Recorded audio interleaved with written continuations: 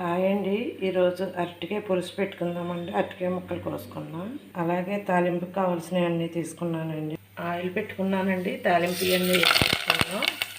తాలింపు వేగిందండి. ఆనియన్ పచ్చిమిర్చి వేసేసుకున్నాం. వేగుతుందండి. కొద్దిగా అల్లం వెల్లిపాయ పేస్ట్ వేసుకున్నాం.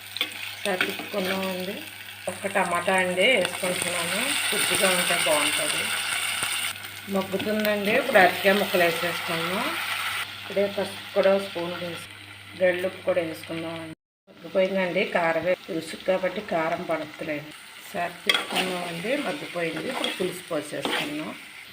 చింతపండు పులుసు తీసుకున్నాం కదండి, అది పోసేసుకున్నాం. తిప్పుకుందామండి. తిప్పుకొని మూత పెట్టుకుందాం.